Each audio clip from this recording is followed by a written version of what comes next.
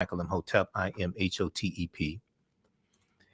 So today is the winter solstice, which is the shortest day of the year. So we're going to talk some about the what the winter solstice is, how it connects to um, astronomy, how it connects to ancient Kemet, ancient Egypt, as well as Christmas, and its ties to what some people call pagan traditions. We'll look at the some pre-Christian traditions that the winter solstice is connected to, and some of the pre-Christian winter solstice festivals, like the Festival of Saturnalia and the Festival of Mithra, etc. There's a deep history behind all of this, and this is also connected to Christmas. So some people saw the post that I did on our Facebook fan page, The African History Network, today on my YouTube channel and my personal page also, Michael Imhotep. And I talked about December 21st, the winter solstice, and the SUN, the Son of God, the SUN, from December 22nd, 23rd, 24th, it appears the sun does not move. And on December 25th, the sun is reborn. Okay, on December 25th, the sun is reborn. And I'm going to pull that up right here and show that. So all this ties into astronomy, and December 25th marks the rebirth of the sun, but starting on December 25th and each subsequent day, there's more and more sunlight. Okay, so all of this is connected. Okay, so we're going to talk some about solstice and history behind that. And then a big story that broke today that a lot of people are talking about. We posted about it on our Facebook fan page, The African History Network, The African History Network as well.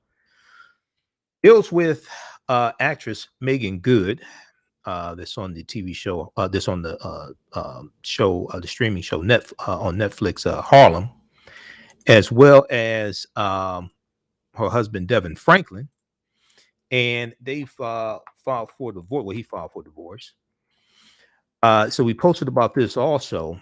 There was a story I saw from Black America Web first. And we posted this story, and it's gotten almost 900 likes. Report DeVon Franklin calls it quits, files for divorce from Meagan Good. And I posted, now I don't follow a whole lot of celebrities. I don't like celebrity relationships. Certain people I know are married, but if somebody's having problems in their relationships, I don't know. Okay, oftentimes. But this one here, they were married, and I was hoping they would make it. And I posted, wow, I was really hoping they would make it. They seem like a great couple.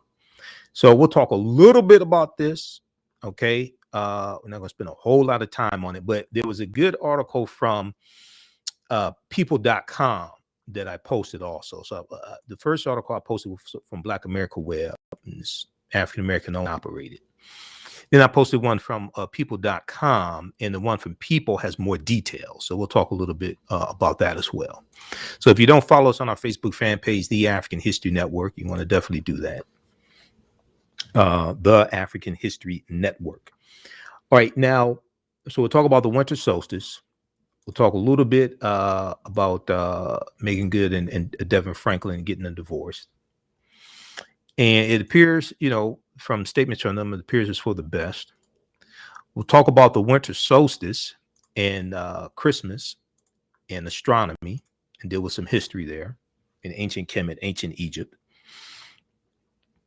And then there was so the interview I was going to do today at 2 p.m. Eastern Standard Time with Queen Thais, who is the CEO of the Liberated Minds Institute and founder of the Liberated Minds Black Homeschooling Expo. That got pushed back to Wednesday. We're going to do that Wednesday, 3 p.m. She had to travel unexpectedly, so they got pushed back to Wednesday. One of the stories, this other story that we're going to deal with today ties into African Americans homeschooling and why more African Americans are homeschooling. Okay. There was a piece from, there was an article from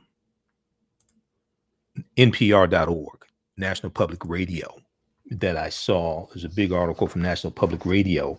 More Black families are homeschooling their children, citing the pandemic and racism. Okay. And this is going to be our topic for our interview on Wednesday, December 22nd, with Queen Thais. And I've spoken a number of times at the Liberated Minds Black Homeschooling Education Expo also, that takes place usually the third weekend in July in Atlanta. Okay, I know the past couple of years, because of COVID, it has been a virtual conference. But you'll hear more about that when you tune in for the interview. Now, there is this piece here from NPR, and let me pull this up here because it's the one I wanted. This one right here. More Black families are homeschooling their children, citing the pandemic and racism.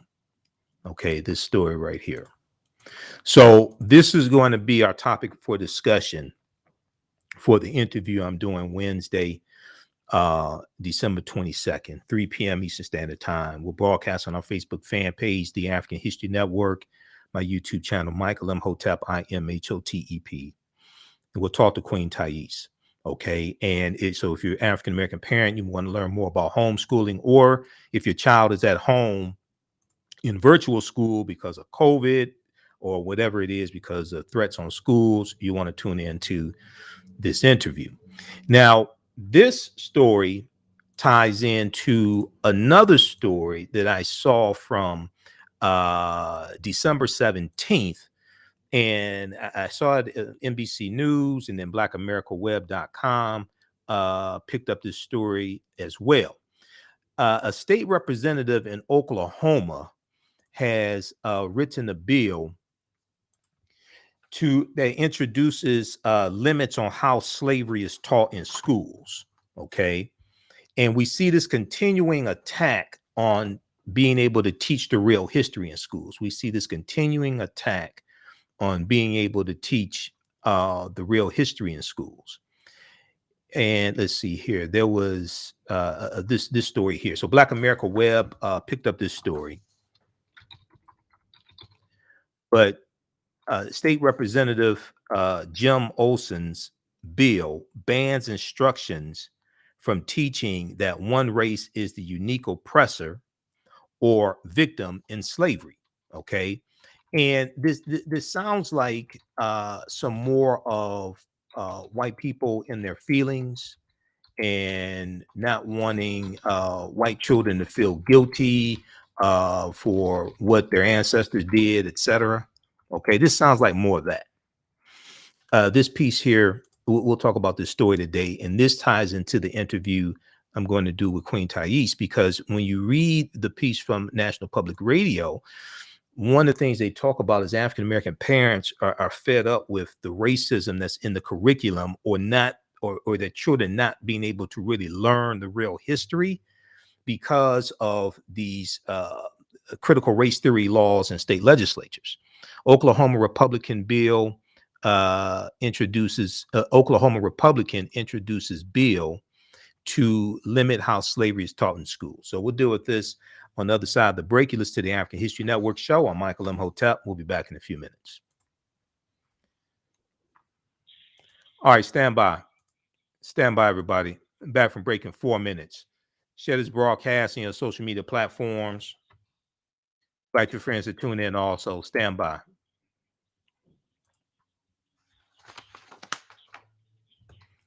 How's everybody doing?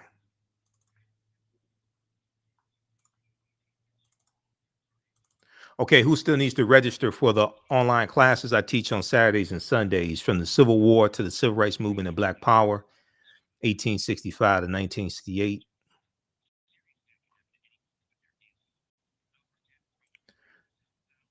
In ancient Kemet, the Moors, and the Ma'afa, understanding the transatlantic slave trade, what they didn't teach you in school. Hold on. Okay, stand by. Here, we're going to go with this one here.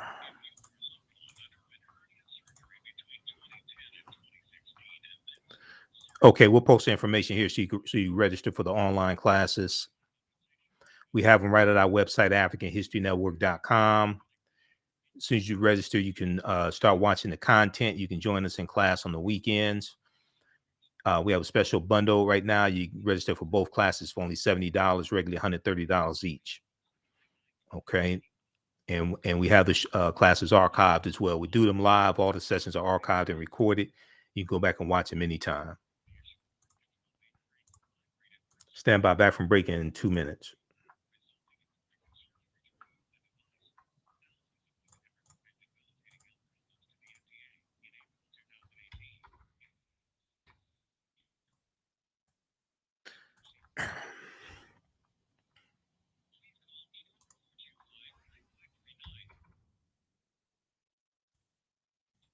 Stand by.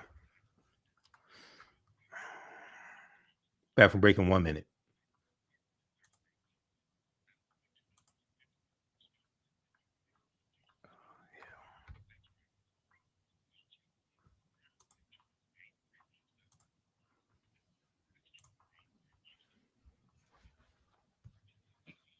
Stand by.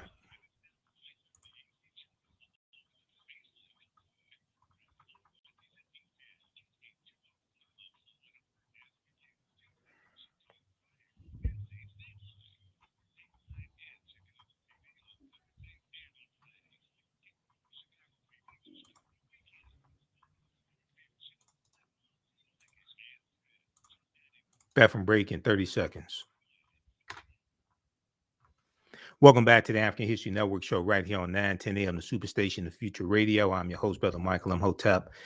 It is Tuesday, December 21st, 2021, and we're live.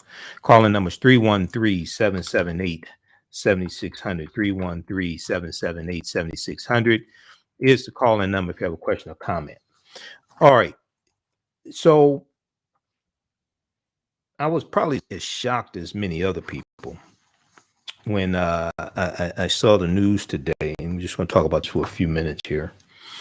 Because I thought, they were a good couple and, made a good couple. I was happy for them, hoping it worked out. But Meagan Good, DeVon Franklin, who's a minister, DeVon Franklin has filed for divorce from his wife, Meagan Good, of 9 years.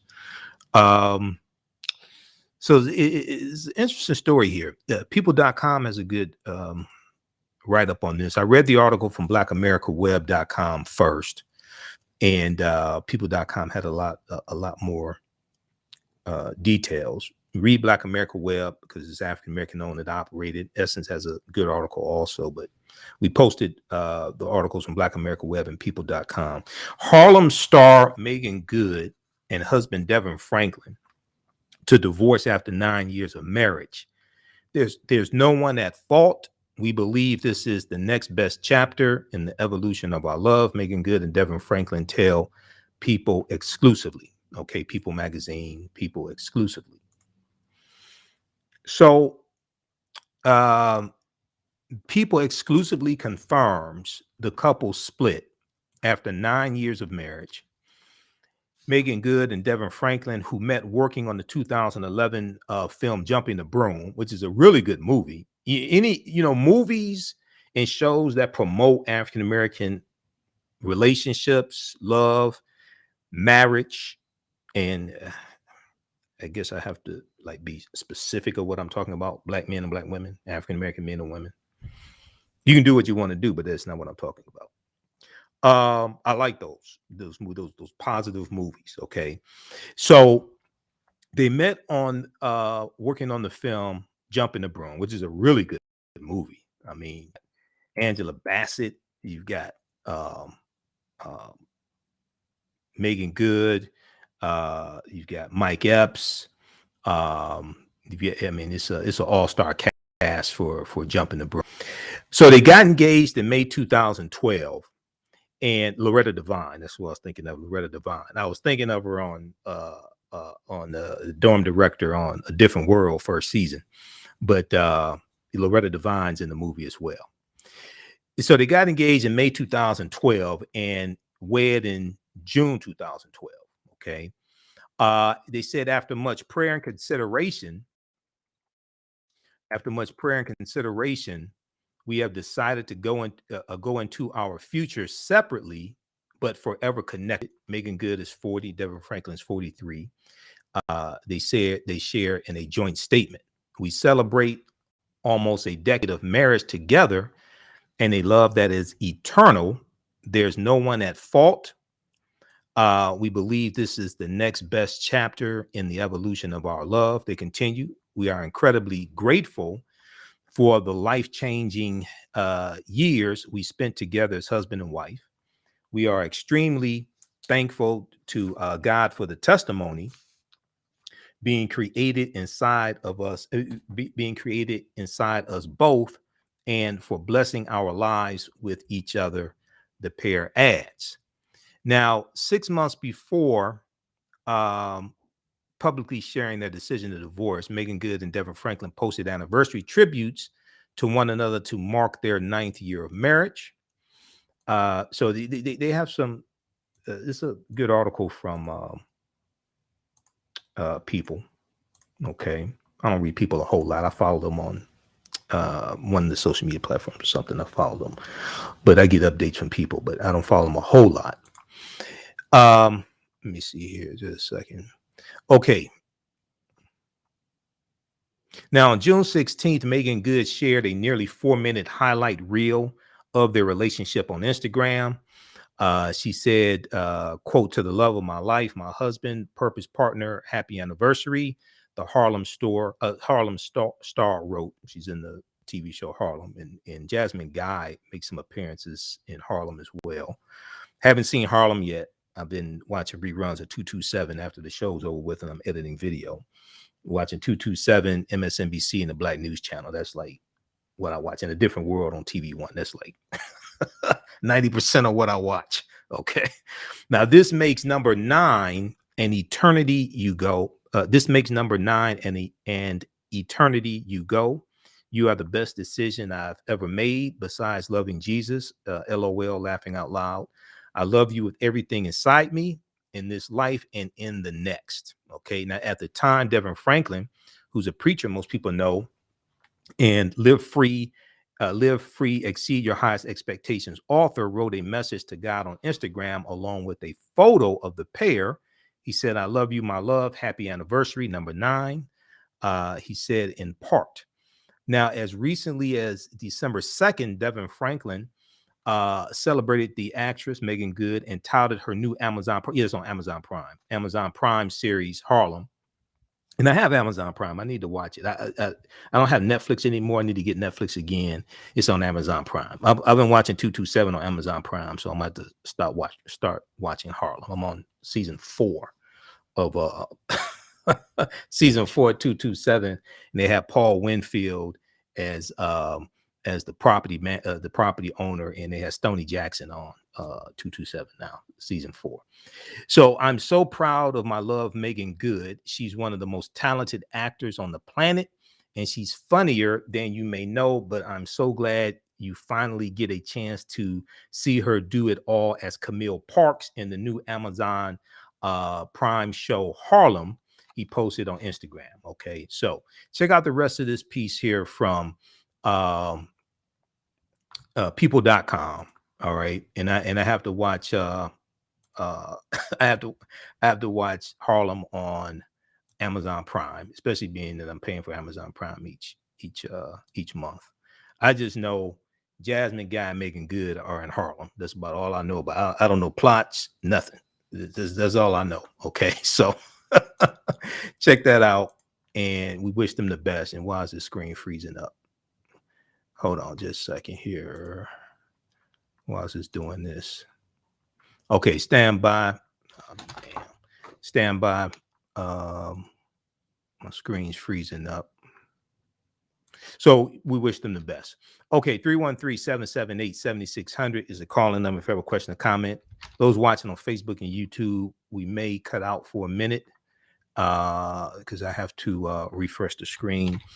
I want to go to this next story here in just a minute. We're going to talk some about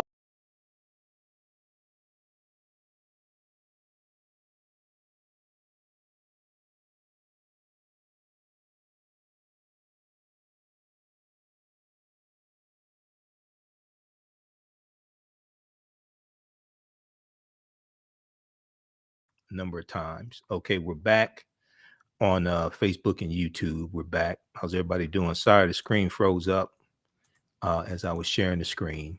Check out this article here from people.com. Once again, you can read it in its entirety. Harlem star Meagan Good and husband DeVon Franklin to divorce after 9 years of marriage. So check this out. Okay, and they're asking me to sign up for updates. All right, I want to go to this next story here dealing with the winter solstice. And this is, I've done a 3-hour lecture dealing with the history of Christmas, and it's a deep, deep history. I've been studying the history of Christmas going back to 2012. Okay. But when we deal with why Christmas is celebrated on December 25th and the connection to the winter solstice and all of this. So this deals with astronomy, and it also deals with some people may refer to them as pagan traditions, but the term pagan is a tricky term as well, coming from paganus and pagus, which are Latin terms. But what you're going to see as the Romans are conquering other people's lands and different groups of people, they start incorporating into their traditions, especially into their celebrations, things that people are already doing. So CNN has a good article here, Winter Solstice 2021, where modern science and pagan traditions meet. Okay, this is from December 21st, 2021. All right, so get your pen and pad ready. I'm gonna give you a lot of information, and then I'll also talk about the 3-hour lecture I've done, Ancient Kemet, the Winter Solstice, and the History of Christmas, because you can order that from our website, AfricanHistoryNetwork.com, and it's in DVD format and digital download format. So the winter solstice is the shortest day of the year. Usually occurs on December 20th or December 21st. Okay. It's the shortest day of the year and the official first day of winter. Now, even though it's been cold in different parts of the country and it's been cold here in Michigan, winter officially starts today. All right. Tuesday, December 21st. Now, how it all works has fascinated people for thousands of years, and I've been fascinated since 2000, really 2011 or so, when I first started studying the history of Christmas and the origins of Christmas.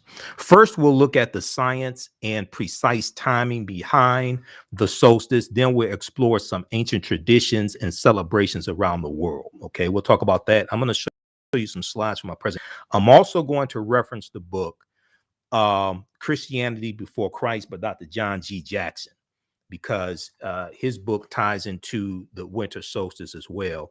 And we'll deal a little bit with why Christmas is celebrated on December 25th, because nowhere, now what I say may go outside the circumference of some people's awareness. Just because you never heard it before, disagree with it, or don't like it does not mean it's not true. It just means you have to do some research to understand what I'm talking about. But nowhere in the biblical text does it talk about the celebration of Christmas. The term Christmas was not created till mid 11th century AD, around 1052 AD, coming from Christus Mass, which means the Mass of Christ. And nowhere in the biblical text does it state that Jesus the Christ was born on December 25th. So the question you have to ask yourself is, why is Christmas celebrated on December 25th? We'll answer that question and more on the other side of the break. You listen to the African History Network show. I'm Michael Imhotep. We'll be back in a few minutes. Stand by. Back from break in 4 minutes. How's everybody doing? All right. If you like this type of information, you support the African History Network, $ the AHN show through Cash App. $ the AHN show through Cash App, also through PayPal, paypal.me/the AHN show. Stand by. Back from break in 4 minutes. African American business owners, post the name of your business here in the thread of the broadcast. We'll let you know how you can advertise with the African History Network.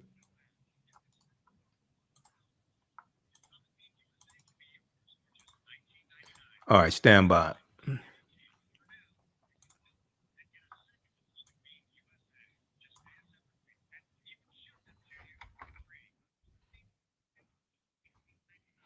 This is a good article here from CNN. I have a ton of information on this. Like I said, I've done a 3-hour lecture dealing with this. I have a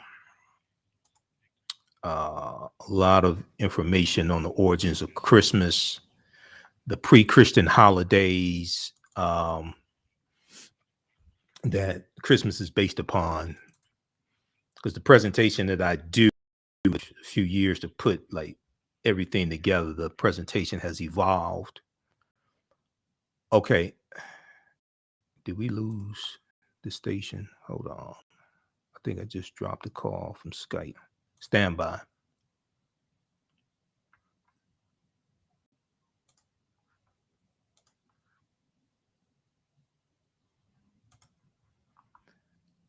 Okay, back from break in 2 minutes.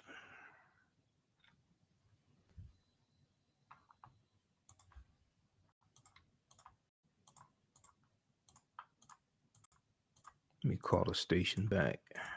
Stand by.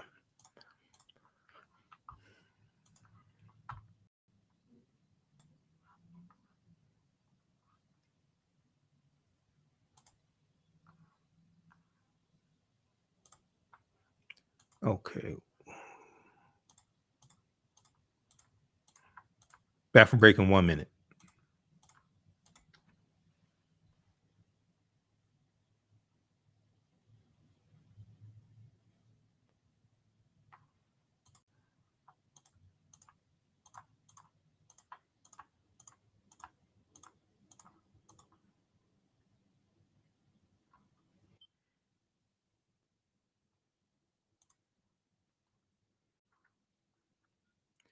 Yeah, this is Michael. We got disconnected.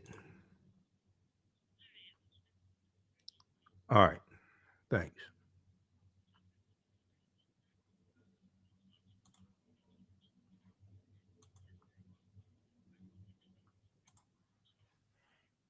Stand by.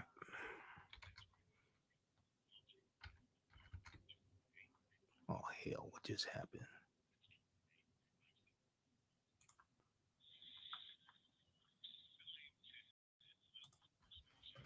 Detroit's only African-American talk radio.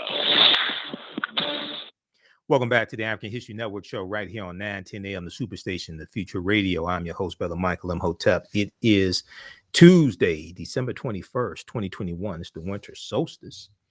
So we're dealing with some history of the Winter Solstice, what it actually is, and how it ties into ancient history as well, and ancient Kemet, ancient Egypt also. So many people are familiar with Asar, Osset, and Heru, or who the Greeks called Osiris, Isis, and Horus. And this ties into that as well, because we know Heru, the son, was born of a virgin birth on December 25th to the virgin Osset, who the Greeks called Isis. And even when you look at the Notre Dame Cathedral, well, if you back up and you look at the worship of the Black Madonna and Child in Europe, okay, that comes from Asar, Osset, and Heru, who the Greeks called Osiris, Isis, and Horus. When you study Europeans, they were worshiping African people. Okay, literally, they were literally worshiping African people.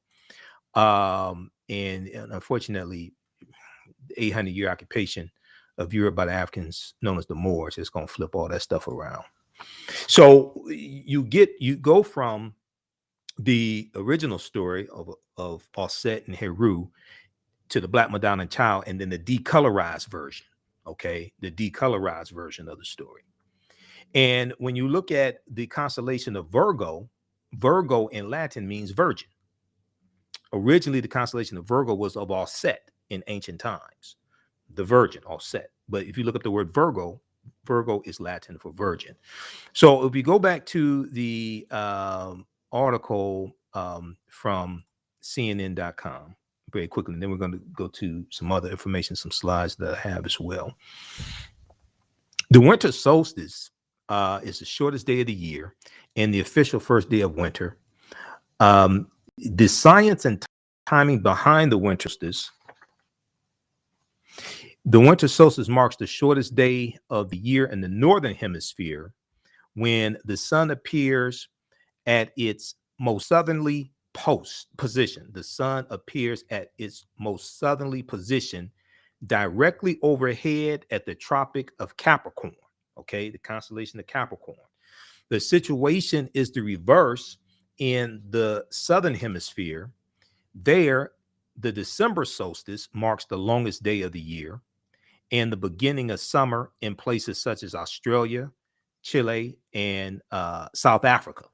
All right. Now, in this image here shows some images of the Earth. These three images from a satellite show us what Earth looks like from space near the winter solstice. The images were captured about 24 hours before the 2018 winter solstice. Okay, now the winter solstice usually, but not always, takes place on December 21st. Time that the solstice occurs shift every year because the solar year, and the solar year is the time it takes for the sun to reappear in the same spot as seen from the Earth. The solar year does not exactly match up to our calendar year. Okay, the solar year does not exactly match up to our calendar year. The calendar that we use is the Gregorian calendar, introduced by Pope Gregory XIII in 1582 AD. And the Gregorian calendar is based upon how long it takes the Earth to travel counterclockwise,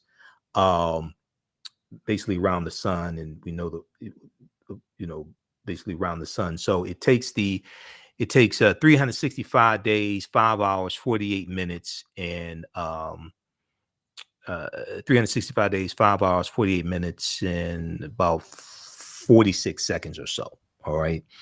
So that's the calendar that we use today. It's you have that 1/4 day, and each year you add, every 4 years you add an additional day to the month of February, which is known as a leap year. All right, now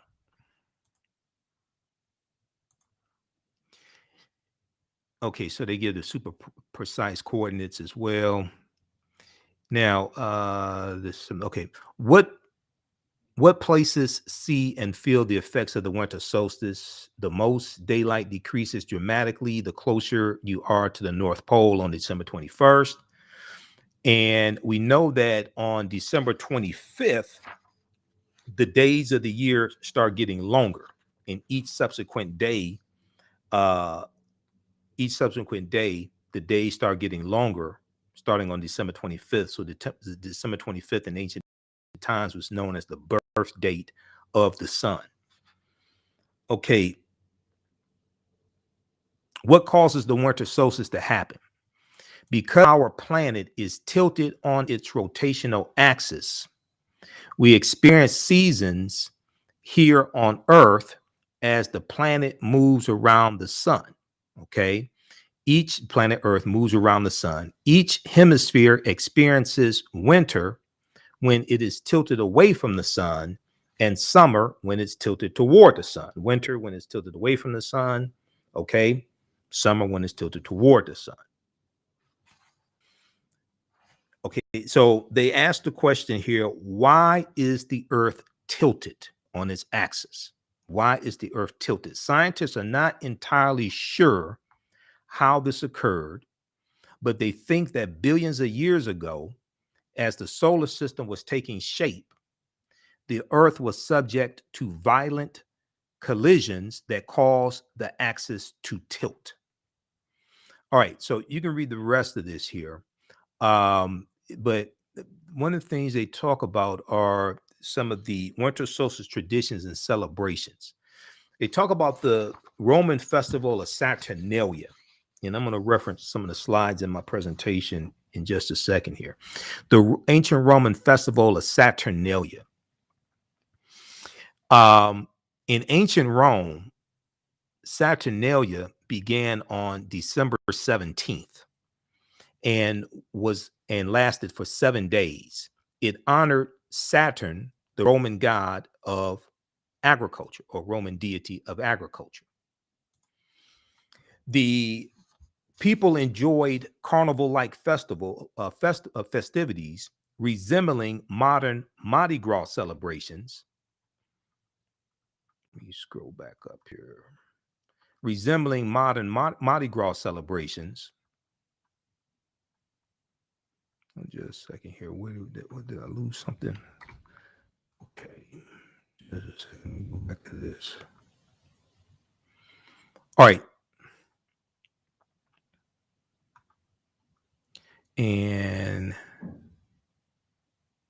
let me just back up for a second here. So it talks about it's no surprise many cultures and religions celebrate a holiday, whether it be Christmas, Hanukkah, Kwanzaa, or pagan festivals that coincides with the return of longer days.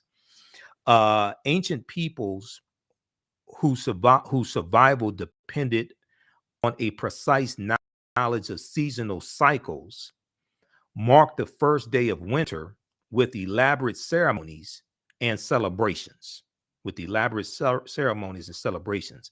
Spiritually, these celebrations symbolize the opportunity for renewal, a shedding of bad habits and negative feelings, and an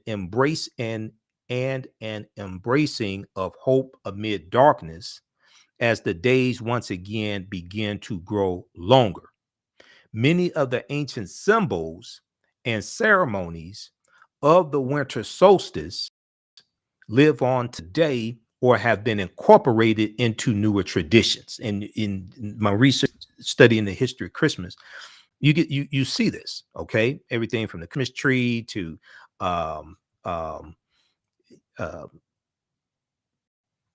different red and green colors.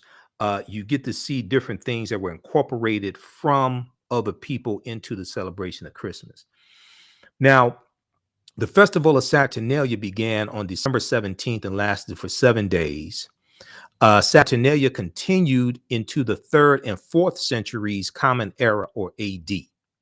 The people enjoyed carnival-like festivities resembling Mardi Gras celebrations and even delayed their war making. Now, as the Roman Empire came under Christian influence and eventual rule, some of the festival's customs were melded into celebrations surrounding Christmas and the New Year. Okay, so they go through and talk about some of the different celebrations here. You can check this out as well. They talk about Stonehenge also. So it's a good basic article here from CNN. Name of this piece is Winter Solstice 2021, where modern science and pagan traditions meet. Okay, so you can check this out. Now, if we, I want to go here to my presentation here quickly.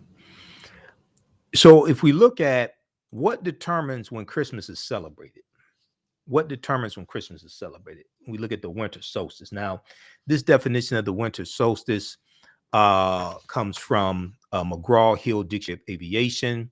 So you can check out some different explanations of it, but the instance at which the sun reaches the point of maximum southerly declination on or about December 21st. And the word solstice, when you understand the etymology of that word or the origins of that word, the word solstice is Latin. The prefix sol, S-O-L, literally means sun. Okay, the prefix sol, S-O-L, means sun. And the suffix stit, S-T-I-T, literally means stand still. So solstice basically means sun stands still. Now, the sun moves into its lowest point on or about December 21st. From December 22nd, 23rd, 24th, it appears the sun does not move. So in ancient times, they said the sun was dead for 3 days. On December 25th, the sun moves 1 degree northward, and it was known as the birth date of the sun or the rebirth of the sun because December 25th marks an increase in the amount of sunlight. Each subsequent day, there's an increase in the amount of sunlight. We'll deal with this on the other side of the break and we'll talk about more why Christmas is celebrated on December 25th. And we'll deal with this story here from the American Bible Society and the Life of Christ. They have some very interesting information in their edition from 2011 on why Christmas is celebrated on December 25th. Listen to the African History Network show. I'm Michael Imhotep. We'll be back in a few minutes. Stand by.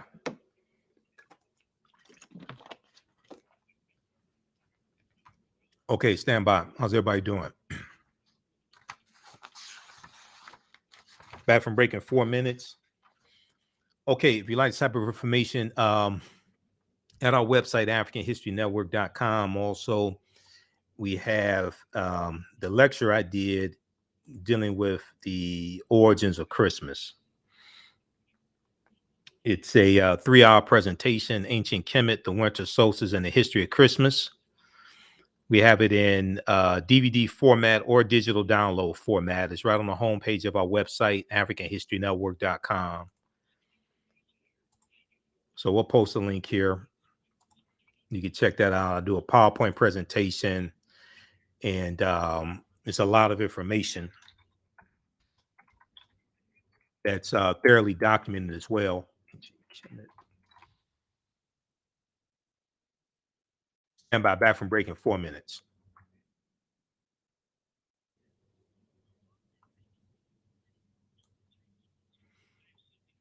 So we'll post the link here. So I think it's like $10 or something like that.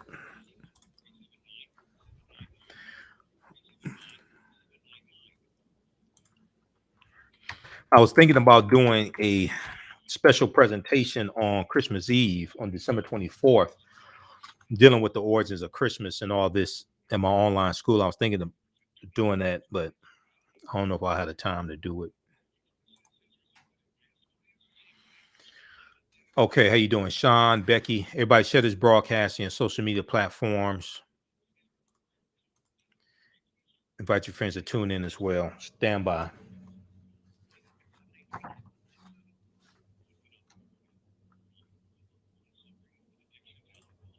Back from break in 2 minutes. Stand by.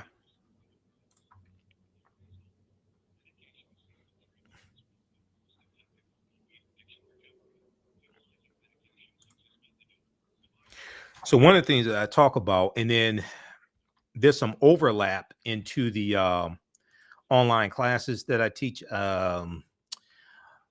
dealing with understanding the transatlantic slave trade, ancient Kemet, the Moors, and the Ma'afa, understanding the transatlantic slave trade. There's some overlap into dealing with the history of Christmas, and one of the reasons is because of Zwarte Piet, Black Pete, Zwarte Piet, and the festival that takes place in the Netherlands on December 5th, dealing with Black Pete.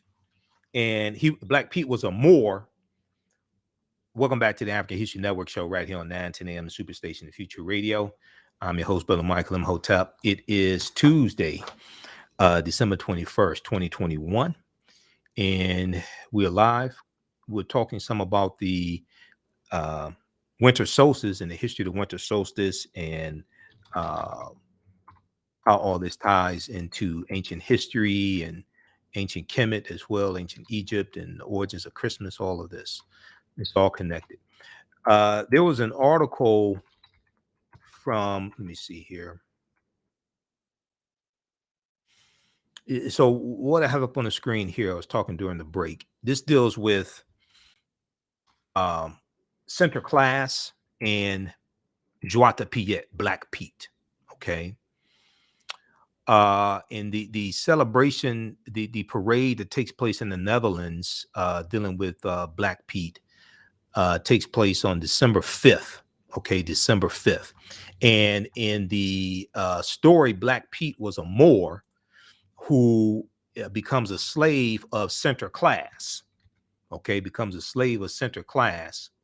And center class in Dutch means Saint Nicholas. Okay, so let me see, where are we here? Let me flip back over to this. You have these, if you look at this article from the Washington Post. And this is, I deal with this in my lecture, but also in the online classes that I teach, Understand the Transatlantic Slave Trade, where they didn't teach you in school. They show you how all this history is connected. Okay. This is an article from the Washington Post, Sinterklaas and Zwarte Piet. Zwarte Piet means Black Pete in Dutch. Why a holiday has me talking to my kids about blackface. All right. And every year there's articles about this right around December 5th or so. And here's Sinterklaas, who's a religious character. You also see him referred to as Father Christmas. You see him on this boat with some people dressed up as Zwarte Piet, but they're wearing blackface. They have red lipstick on their lips to enlarge their lips. They're dressed like Moors dressed in about the 18th century. And they wear Afro wigs and oftentimes gold hoop earrings. Okay, surprise, surprise, surprise. This all deals with the history of the Moors. The tradition is this: on the second day, on the second Saturday of November, Zwarte Piet, Black Pete, arrives in the Netherlands on a steamboat from Spain. Why Spain? Because the Moors go into the Iberian Peninsula in 711 AD, led by Tariq ibn Ziyad, and at the time in 711 AD, it wasn't called Spain and Portugal, it was the Iberian Peninsula. Today, that's Spain and Portugal. So he comes in on the steamboat from Spain along with Sinterklaas, a towering, thin, and plushly dressed figure wearing red and white. And Sinterklaas was a religious figure amongst the Dutch. Hundreds of people gather to watch the steamboat arrive, with Piets dancing, Black Piets, Zwarte Piets dancing and waving while brass band music plays until Sinterklaas disembarks on a white horse, with the Piets walking at his side to greet and offer treats to children. The ritual repeats in various cities across the Netherlands until December 5th, the name day of Saint Nicholas. Saint Nicholas the Saint, the 3rd, 4th century saint. Zwarte Piet, according to folklore, an assistant to Sinterklaas and of Moorish descent. Traditionally, since Piet's first appearance in a children's book in 1850, Zwarte Piet, or Black Pete, is portrayed as a very dark-skinned character with large red lips, curly hair, and giant hoop earrings, usually gold hoop earrings. When Piets appear in person, they are portrayed by volunteers in blackface. It's usually white people in blackface. Surprise, surprise, surprise. Okay, read the rest of this here. Because all this history is connected, and this is in the deep history. All this history is connected, and it's a deep history. All right, now, let's go back quickly here. Okay, so we have Zwarte Piet, and let me pull up, I want to go to this here dealing with what determines when Christmas is celebrated. So back in 2011, I was at a CVS pharmacy in Detroit, one on Jefferson, and I saw this book here from the American Bible Society, The Life of Christ. Okay, put out by Time Home Entertainment and the American Bible Society. Look, The Life of Christ, rediscovering how his life, death, and resurrection changed the world. Okay, so I said, all right, so what are they trying to say now? Because I've studied this history, right? So I turned to page 55, and what I saw on page 55 blew my mind, and that's why I bought this book. I paid $12 for this book. Page 55 says, why December 25th? And do I have this in a I should have it in a, okay, we don't have it blown up in this one. Maybe it's another presentation. But here's what it said. It said, we really don't know the birth date of Jesus the Christ, okay? But most likely it was not on December 25th. And let me grab the actual book because I have it right here behind me. All right, so page 55. Now, this is the 2011 edition, because in the edition that came out the year afterwards, they didn't have this information in there. All right. And those watching on Facebook and YouTube, keep watching because we're about to lose 9:10 a.m. Superstation WFDF. We're only on for an hour. But page 55 says, why December 25th? Okay.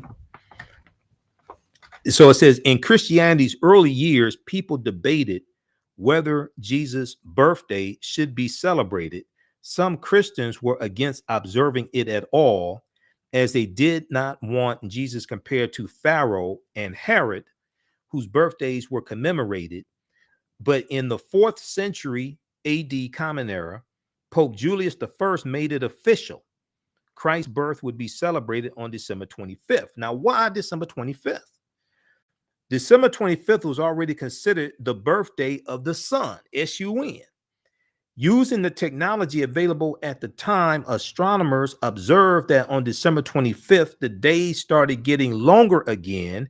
They recognized the date as the winter solstice, when the sun is born again each year. All right, now those watching on Facebook and YouTube, keep watching. We're out of time here on 9:10 a.m. Superstation WFDF. We'll talk about this a little bit more tomorrow. Visit our website, AfricanHistoryNetwork.com.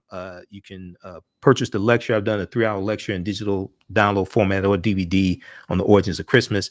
And I'll have information there. I'll be at the Charles H. Wright Museum of African American History for Kwanzaa, the 4th day of Kwanzaa on December 29th, and Friday, December 30th and January 1st. I'll be a vendor there in the African marketplace. Right now, it's correct wrong behavior. It's not over till we win. Wakanda forever. We'll talk to you tomorrow. Peace. All right, stand by. Let me disconnect this call. We're going to keep going here. All right, how's everybody doing? Share this broadcast on social media platforms. Invite your friends to tune in. We're on 9:10 a.m. the Superstation for the first hour of the show, Monday through Friday. Okay, we're going to keep going for a few more minutes. These other topics we're going to get to tomorrow because I'll see how much I can squeeze in. We'll see. Let's keep going here. All right. Also, if you like this type of information, you can support the African History Network, $ the AHN Show through Cash App, $ the AHN Show through Cash App, also through PayPal, paypal.me/the AHN Show, paypal.me/the AHN Show. We're 6 days a week. This helps us keep doing the research and stay on the air, keep broadcasting. Okay, so I want to go back to this here from the book from the American Bible Society, and this deals with the life of Christ. Now, the word Christ comes from the Greek word Christos, which comes from the Kemetic ka-rest. Ka-rest means the rising of the spirit. Ka meaning spirit, rest meaning to rise in the Medu Neter language. So all this is connected. What you're dealing with ancient stories told over and over again, adapted to various people's cultures over thousands of years. Okay, and the names change and things like this, but you're dealing with these stories. If you read Christianity Before Christ by Dr. John G. Jackson, he breaks this down in his book, Christianity Before Christ by Dr. John G. Jackson. Also, you can read by Robin Walker, the brilliant historian Robin Walker out of the UK, Blacks and Religion, Volume 1. He deals with this some there. He talks about the vernal equinox and Easter. And then you can read also The World's 16 Crucified Saviors by Percy Graves. He deals with that in there. That came out in about 1875, something like that. All right. Also, a lot of people don't know this, and we deal with this in one of my online classes. But, in theology in the seminary, those in the seminary take a class on comparative religion. So some of this information that I'm telling you, they learn in these classes on comparative religion. Now, just how much they decide to teach to the masses, well, that determines that depends upon them. Dr. King, when he was in the seminary, wrote a paper in 1949 dealing with the influence of the mystery religions on Christianity. Now, this is at the King Institute at Stanford University. This is on their website. A lot of people don't know this. The influence of the mystery religions on Christianity. And he goes through and talks about Osiris. I don't have time to go through the whole paper. You can go read this yourself. But there's a section here. He talks about the influence of the, okay, that's dealing with Attis. He talks about Isis, he talks about Adonis as well. Okay. The influence of Osiris and Isis. Now, this is Dr. Martin Luther King Jr., not Martin Luther that led the Reformation in 1517. No, this is Dr. King that they distort his legacy every Dr. King Day. This is Dr. King wrote about this. The influence of Osiris and Isis. So you're like, what did Dr. King know about that? The Egyptian mysteries of Isis and Osiris exerted considerable influence upon early Christianity. This is the Dr. King that they don't want you to know about. The two great Egyptian deities whose worship passed into Europe were revered not only in Rome, but in many other centers where Christian communities were growing up. Osiris and Isis, so the legend runs, were at one and the same time brother and sister, husband and wife. But Osiris was murdered, his coffin body being thrown into the Nile River. And shortly afterwards, the widowed and exiled Isis gave birth to a son, Horus. This is Dr. King breaking this stuff down. The first Holy Trinity, okay, the Immaculate Conception. Meanwhile, the coffin was washed up on the Syrian coast and became miraculously lodged into the trunk of a tree.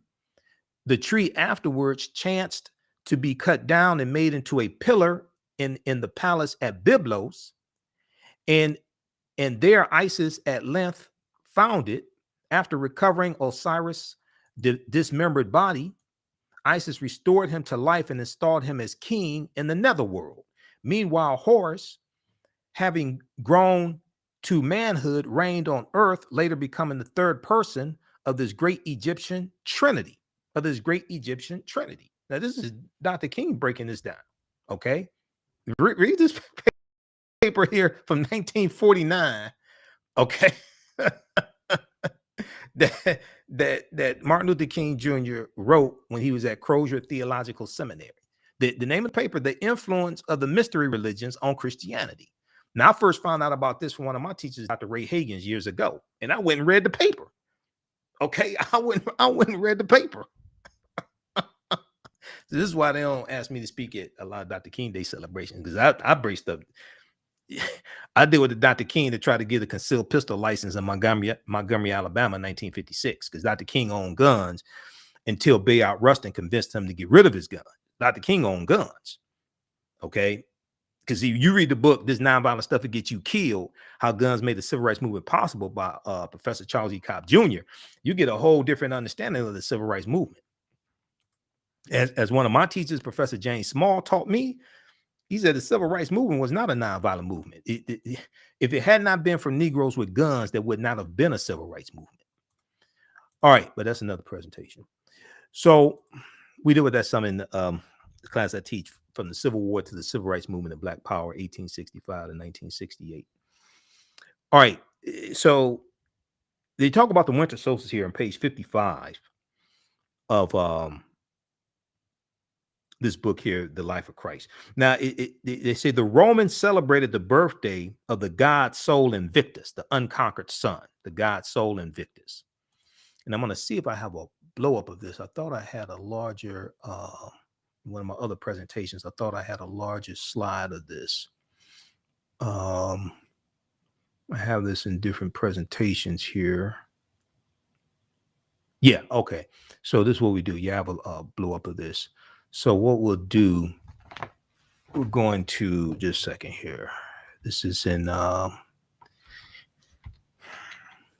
presentation from the class, understanding the transatlantic slave trade. Let me close this, and we'll drop in this larger one.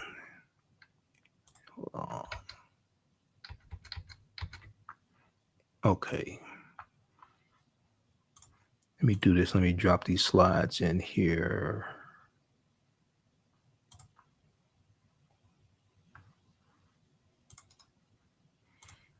Okay, because you can zoom in on this. And you know, I bought this book specifically for the information that's on page 55. Because I said people are not gonna believe it unless I can show it to them. It reminds me of Richard Pryor in when he was a archaeologist in Egypt in 1909, in a skit from the Richard Pryor Show. And he comes across the Book of Life. They go into a temple and he comes across the Book of Life and he says, I got to get this book out of here. The brothers back home are not going to believe this. This information to change the world. Civilizations will be changed. History will be changed. I heard Richard Pryor in my head when I saw this book standing at the checkout counter in 2011 at CVS pharmacy. I said, no, I got to get this book out of here. I bought it. I mean, I ain't walk out with the book. I paid for the book, but I said, I got to get this book out of here. Okay. I said, people are not going to believe this. All right. So here's a close up on what's on page 55. All right. So the Romans celebrated, is to talk about in Christianity's early years, and then December 25th was already considered the birthday of the sun, the S-U-N, the Son of God, the S-U-N. Using the technology available at the time, ancient astronomers observed that on December 25th, the days started getting longer again. They recognized the date as the winter solstice, when the sun is born again each year, the S-U-N, the Son of God, the S-U-N. Because see, from December 23rd, 24th, December 22nd, 23rd, and 24th, those 3 days, it appears the sun does not move. So it appears the sun is dead for 3 days, and then it rises, is reborn on December 25th. So this deals with astronomy, but we were told not to study astronomy and astrology and stuff like this because we were told it was hocus pocus, and we're not supposed to study that. But this is what Europeans are studying. Okay, now the Romans celebrated the birthday of the god Sol Invictus, which means unconquered sun. Sol Invictus, S-O-L, meaning sun. They celebrated the birthday of the deity Sol Invictus on December 25th. This day was also recognized as the birthday of Mithra. Mithra was a Persian deity, a Persian sun god, okay, worshipped among the ancient Persians. And December 25th was also the birthday of the deity, agricultural deity Attis, Attis, Attis, worshipped in Asia Minor. By choosing December 25th, the Christian church avoided upsetting the masses.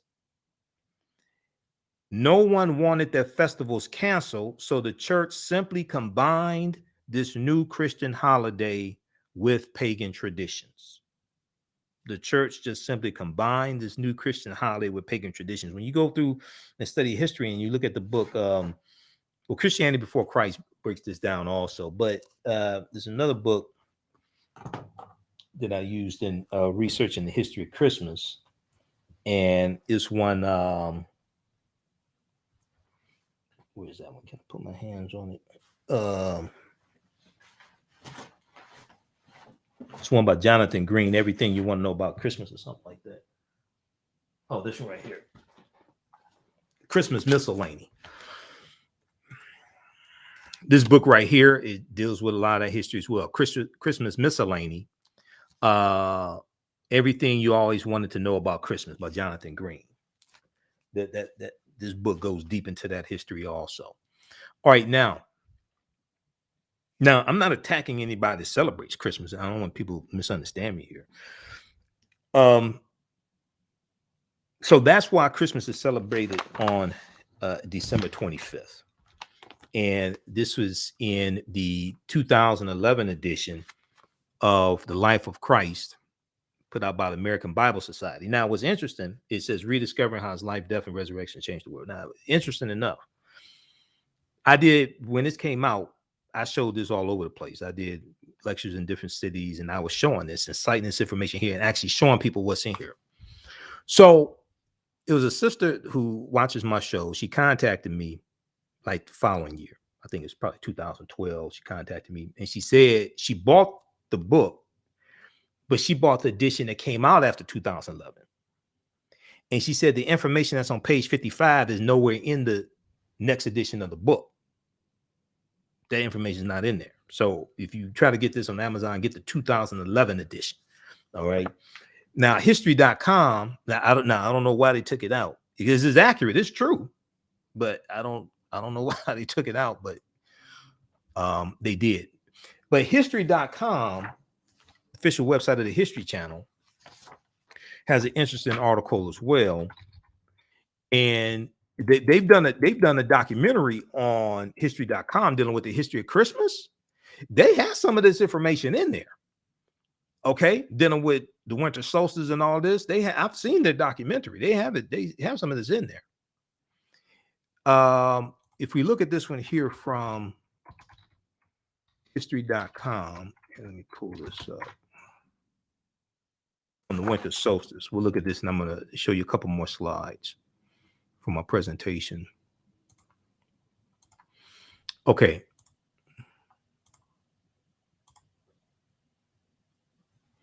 This one here. Okay, winter solstice. The winter solstice is the shortest day and longest night of the year. Okay, so they break that down. It takes place between December 20th and 23rd, usually around December 20th, 22nd. Humans may have observed the winter solstice as early as Neolithic period, the last part of the Stone Age, beginning about 10,200 BC. Okay, about 10,200 BC.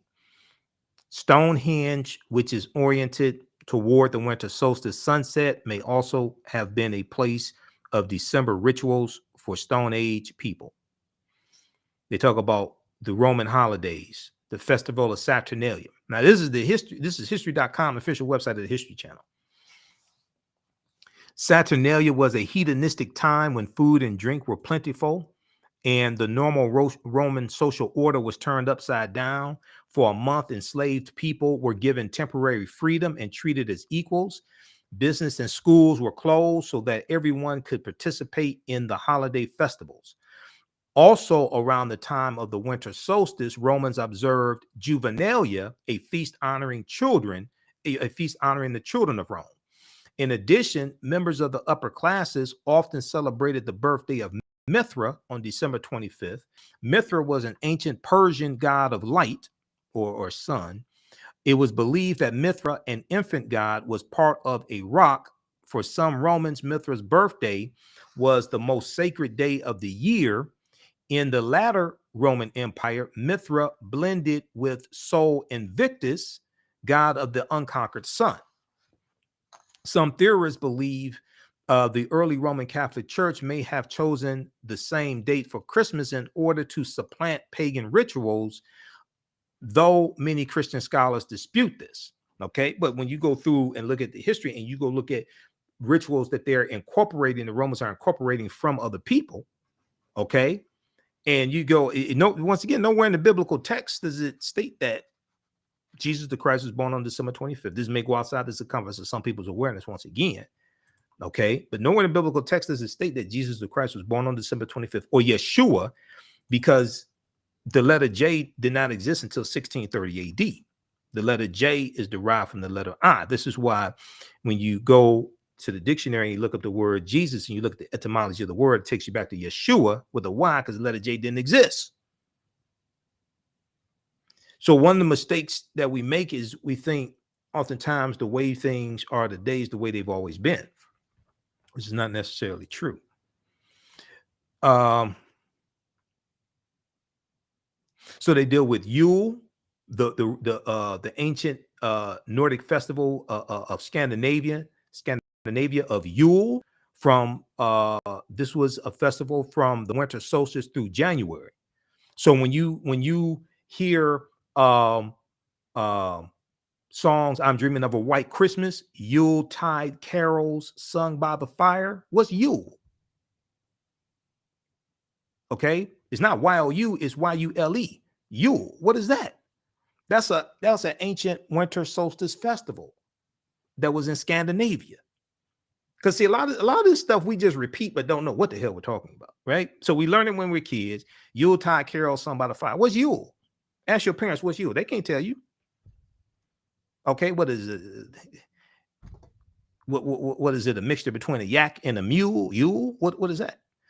In recognition of the return of the sun, fathers and sons would bring home large logs, which became known as Yule logs, Y-U-L-E, Yule logs.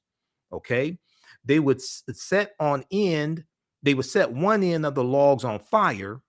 The people would feast until the log burned out, which could take as many as 12 days. Okay. But this was a winter solstice festival that was celebrated in Scandinavia. Okay, so check this one out also. Okay, and I'm telling you, I've studied the origins of all the holidays, and this one here is the most fascinating one. Okay, this is the most fascinating one dealing with Christmas. All right, now, and if you read African People and European Holidays, A Myth of Genocide by Dr. Shakamusa Barashango. Okay. He talks about how we're taught to celebrate these holidays and don't know what we're celebrating. Okay. We don't know what we're celebrating, don't know why we're celebrating it. We just, our parents taught us to celebrate it, not blaming our parents. I don't want people to misunderstand me, but, our parents taught us to celebrate it. Grandparents were taught in school, things like this. And if you ask them, okay, so what is this we're celebrating? Why are we celebrating? Most of them can't tell you. Where's African People and European Holidays? I had it this weekend because I was teaching a class. Where's I gotta rearrange this stuff, man. Oh. I put in another bookshelf and I rearranged some things. Now I can't find anything. Hold on. Okay, right here. African People and European Holidays and Mental Genocide by Dr. Shakamusa Barashango. And book one goes into the history of a lot of these holidays. All right, now, very quickly here. Let's look at this one here. Names of Santa Claus.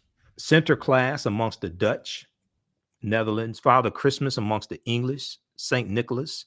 Old Man Winter. Chris Kendall, which is German for Chris Kendall is German. Chris Kringle. Okay, but Chris Kendall. Now, let me see something here. There was there's a slide I'm looking for, and then I want to get to this information dealing with from Christianity Before Christ by Dr. John G. Jackson. Okay, so we did that. Okay, you know what? We can go to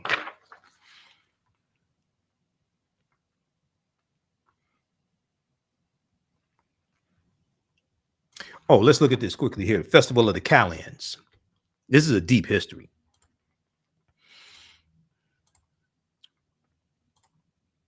The Festival of the Kalends.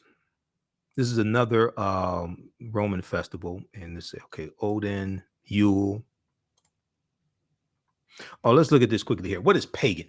So the term pagan is misused oftentimes in European anthropology and different things like this. Archaeology, the term pagan is used. So this heathen and pagan. You hear those terms, right? Pagan is a word that is misused to speak negatively about a group of people. It's similar to calling people, like we call people down south country. Okay, you don't have shoes or socks, you don't have teeth, you eat chitlins or something like that. They call them country. All right, it's something negative, right? like some of the people in West Virginia, okay, or Alabama, or something like that. Okay, so. And if we look at the American Heritage Dictionary, or you can look at Merriam-Webster. I look at Merriam-Webster a lot, and then there's an online etymological dictionary that I use as well. An adherent of a polytheistic religion in antiquity, especially when viewed in contrast to an adherent of a monotheistic religion. But see, the problem with the way they phrase that is you had white people, you had Europeans trying to interpret something in African culture and interpret African spirituality, and they really didn't have a foundation to understand what it was that they were trying to interpret. Okay. And what we see is when we deal with the Neteru, the different forces of nature, okay, or what the people call gods, like in ancient Kemetic spiritual systems, the Neteru, Asar, Offset, Heru, Ptah, Bastet, things like this, Ma'at, the personification of truth, justice, righteousness, balance, harmony, order, and reciprocity. The winged deity. You're dealing with different manifestations of that one supreme force. Okay. These are they believed in one supreme being, but they looked at different manifestations of that one supreme being. When you look at Christianity and you see how, for instance, if we bring this up, not to make this too long,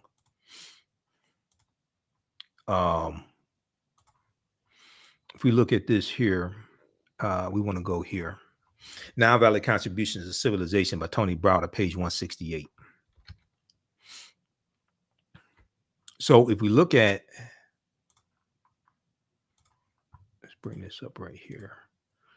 And actually, you know what? I have it blown up. I showed this in class, so I have the version that's blown up, so you can see it even better.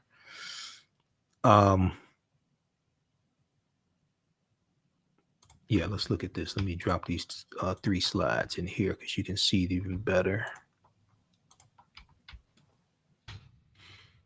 And this connects you to the film Black Panther, because in Black Panther, the film Black Panther, and I've done a almost 3-hour lecture on the film Black Panther.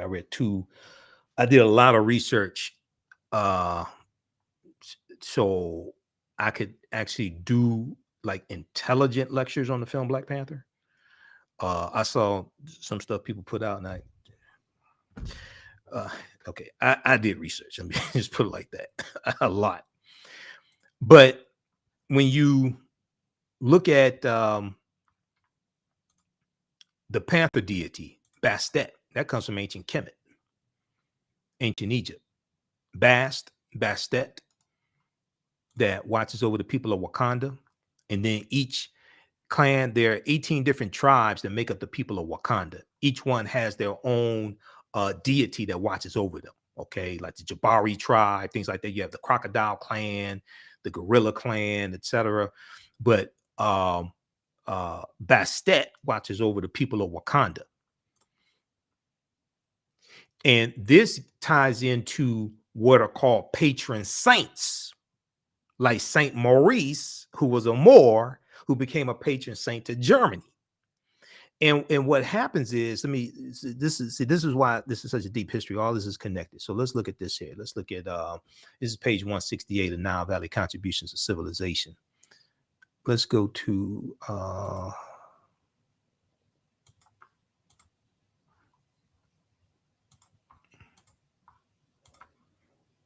right. I'm going to try to turn on the slideshow.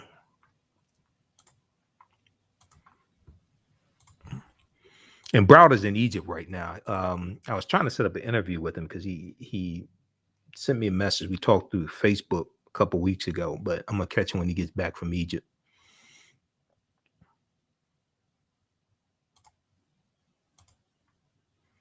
All right, now where'd I put that in here? Right here.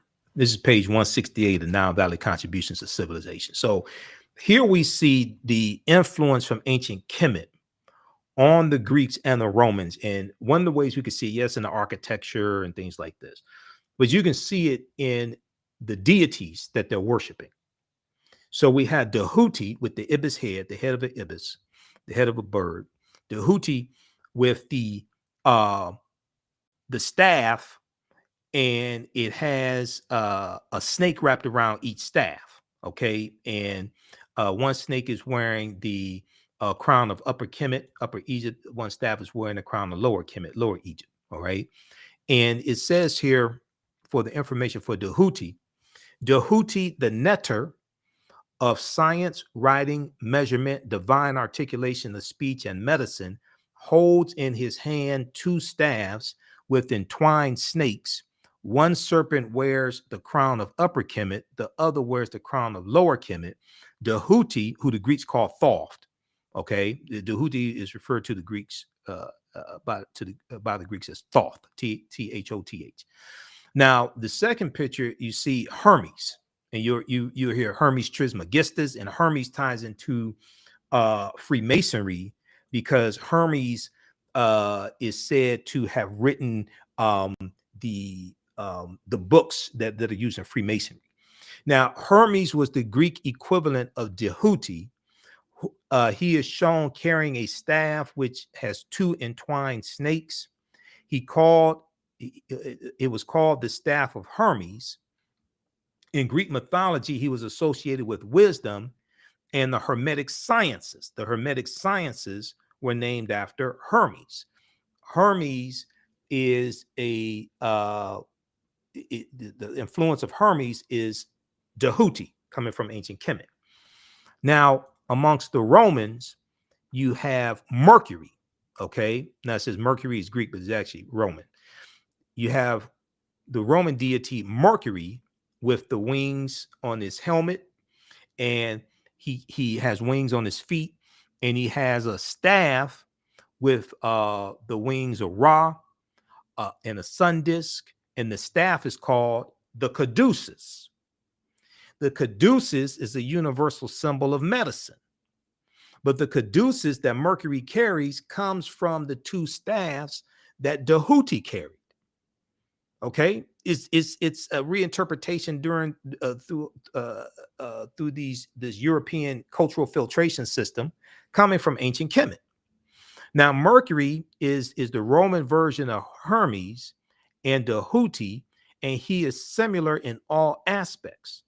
The staff that Mercury carries is called the caduceus, and it has been adopted as the universal symbol of medicine. So our history is all around us. We just have to learn to become history detectives. This is why I tell people you have to get a symbols encyclopedia or symbols dictionaries to be able to decode these symbols. All right. So, all right, now let's look at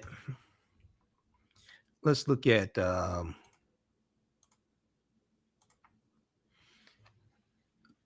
let's look at page 126 to 128 of Christianity Before Christ by Dr. John G. Jackson. All right. Now, also, if you like this type of information, I have a complete lecture that I've done at our website, AfricanHistoryNetwork.com. It's right on the homepage of the website. Ancient Kemet, the Winter Solstice, and the History of Christmas. This is a 3-hour lecture I've done. We get deep into all this information, provide you with sources so you can do more research. We have it in digital download format and DVD format. It's like $10. It's right on the homepage of our website, AfricanHistoryNetwork.com. And we also have the 15 DVD bundle pack, Michael Imhotep 15 DVD bundle pack. It's on sale. It includes that lecture, Ancient Kemet, the Winter Solstice, and the History of Christmas, is also in this 15 DVD bundle pack as well. That's on the homepage of our website. That's on sale $100. So it's 15 of my lectures. That's at AfricanHistoryNetwork.com, and we'll post a link here for the bundle pack also, and the lecture. Any of these presentations of mine, if you want them in digital download format, just email me and let me know, because I'm putting more of them in digital download format also. But some people want them in DVD format as well. All right. So I want to go to this here. This is from Christianity Before Christ by Dr. John G. Jackson. And let me pull up these pages because I scanned them earlier today. I want to look at page 126 through 128. And he deals with Kemet 3,000 years ago, or Egypt 3,000 years ago. He says in Egypt 3,000 years ago, the birth date of the sun deity was celebrated on December 25th. And let me pull these up here. Hold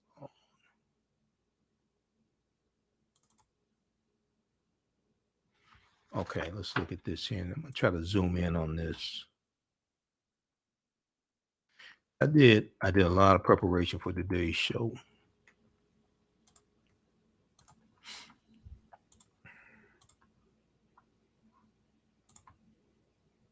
Okay, here we go, right here. Okay, so we're down at the bottom of page 126. I don't know which edition it is. I got this book in 1994. Yep. December 31st, 1994. I got this book. I was in college. Okay. It was like my last full year at Wayne State University. In Egypt, 3,000 years ago. And let me see how well y'all can see this. Hopefully you can see this. Can y'all see this? Oh, it's small as hell. Okay. What can we do? Let me see. I have some of my notes here on it also in a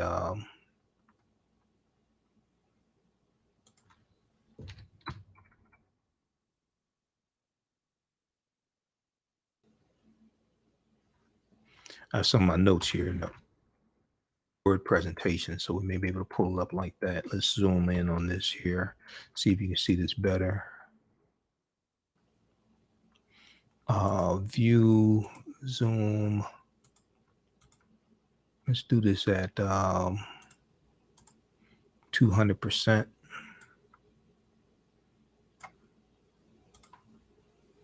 Okay, let's do it like this. But that's the actual book. I want you to know I didn't make this stuff up.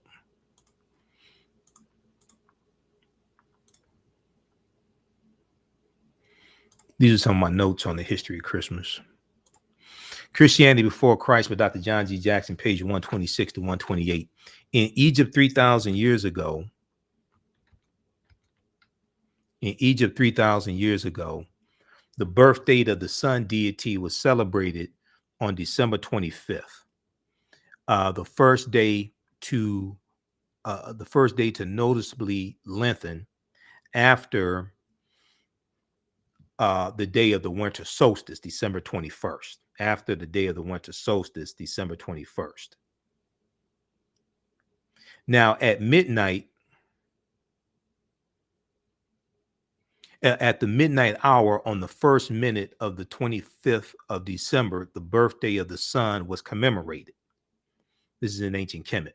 On December 25th, the sun is in the constellation of Capricorn. On December 25th, the sun is in the constellation of Capricorn, and then known as the stable of Aegeus, Augeus. So the infant sun god was said to have been born in a stable. I'm telling you, this is a deep history. Okay. On December 25th, the sun is in the constellation of Capricorn. 3,000 years ago, it was known as the stable of Aegeus, the constellation. So the infant sun god was said to have been born in a stable. Brightly shining on the meridian was the star Sirius, the star from the east, while rising in the east was Virgo, the virgin. And Virgo is Latin for virgin. Okay? All this stuff is connected. That's why we were told not to study it. Because when you start studying, so hold on. What are y'all talking about? You start all this. See, this is why I tell people, and this is something Professor Kaba Hiawatha Kamene, one of my teachers, taught me. And if you watch his lectures and you see our interviews, things like this, he'll tell you, and some people don't get this because too much of our history is within the confinements of slavery, 1441 to 1865 or 1888 in Brazil, slavery, but we don't understand the thousands of years of history that happened before slavery. Because Professor Kaba Hiawatha Kamene has said that Christianity is an African religion. When you actually understand the origins of Christianity, because early Christianity looked a lot like traditional African spiritual systems. A lot of early Christians believed in different forms of reincarnation. Okay, the Christianity that we deal with today is largely the result of the First Council of Nicaea in 325 AD, and the ecumenical councils, Council of Ephesus, and Council of Chalcedon, and things like this, 325 AD to about 1870. But early Christianity looked a lot like traditional African spiritual systems. So on December 25th, the sun is in the constellation of Capricorn, then known as the stable of Aegeus. So the infant sun god was said to have been born in a stable. Brightly shining on the meridian was the star Sirius. And we know the Dogon of Mali and Burkina Faso, they were originally in ancient Kemet. And they're going to leave ancient Kemet, ancient Egypt, in the Nile Valley region of Africa, going to Central Africa, West Africa. And they had a knowledge of the Sirius A and Sirius B star systems. Sirius. Okay? This all deals with African history. Now, while rising in the east was Virgo, the Virgin, the star Virgo, the Virgin.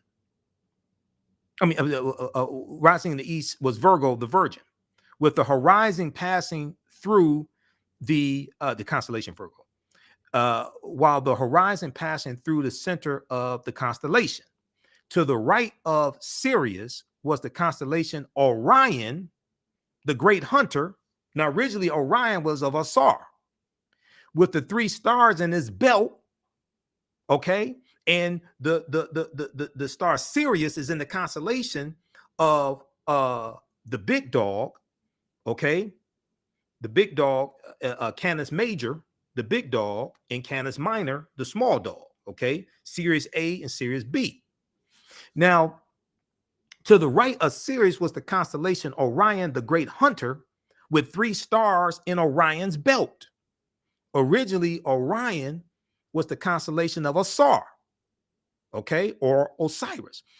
These stars are in a straight line that point at the star Sirius, and were anciently known as the Three Kings. I'm trying to. They stole all our stuff. I'm trying to tell you, this stuff is average. They stole all our stuff and then represented it to us as if they created it themselves. And then we bow down to them and think they're the greatest thing since sliced bread with raisins in it, and it came from us. But since we suffer from historical amnesia and don't understand our history. Okay, we're like Professor Kabahai Kamene said, we're like whales and goldfish bowls, right? Our potential is much greater than the confinements that are put on us. This is why I say what you do for yourself, what you do to yourself, and what you allow other people to do to you and get away with is based upon what you think about yourself. What you think about yourself is based upon what you have been taught about yourself. What you've been taught about yourself is based upon everything you've read, heard, and seen about yourself. This stuff incorporated into Christianity is African. That's our stuff. But since we don't know who we are, because you got half of us running around, this may go outside the circumference of some people's awareness. You got half of us running around talking about their descendants of slaves. And I asked the question, I said, weren't the slaves free? Chattel slavery ended in 1865 when Georgia ratified the 13th Amendment, December 6, 1865. Weren't the slaves freed? When you go study history during Reconstruction, they weren't still calling themselves slaves. They were calling themselves former slaves or black freedmen. You look at the U.S. Bureau of Freedmen, Refugees and Abandoned Lands, the Freedmen's Bureau. You look at the Freedmen's Bank. You go look at the organizations that they were setting up. I said, so why do some of us today, 156 years after chattel slavery ended, why do they refer to themselves as descendants of slaves as opposed to descendants of ex-slaves or former slaves or freedmen? Why do some of us keep trying to put our ancestors back into a condition that not only were they freed from, but many of them took up arms because it was 200,000 African Americans that served in the Civil War. They took up arms to fight for their freedom. Why do some of us refer to themselves as descendants of slaves when the slaves were free? Why don't you call yourself descendants of former slaves, or if you got to reference slavery? Now, just a few years ago, some of those same people were saying they were descendants of kings and queens. Maybe it's because we've been taught to have a slave mentality. Some of us bought into that. We've been taught to have a slave mentality. Because I'm telling you, when you go and study the history after slavery ended, they weren't calling themselves slaves. So why do some of us then refer to themselves as descendants of slaves as opposed to descendants of those formerly enslaved or freedmen? Because that's one of the terms that was used for them, freedmen, like the Freedmen's Bank, where we were depositing our money. It wasn't the slave bank. But that's another conversation. That's another show. To the right of Sirius was the constellation Orion, the great hunter, with 3 stars in his belt. These stars in a straight line point at Sirius and were anciently known as the 3 kings. We have them in the Gospels as the 3 magi or wise men from the east. Let me scroll down here. At the winter solstice, the sun was at the lowest point of the celestial sphere. At the lowest point of the celestial sphere, at its southern limits. Then it began to move northward along the elliptical, passing over the celestial equator at the vernal equinox, which is Easter, because vernal is Latin for spring. The vernal equinox, coming from aquanatium, the Latin word aquanatium, that marks the first day of spring. Is usually March 20th, March 21st. And that's the day where you have the same amount of daylight as you do nighttime, the vernal equinox.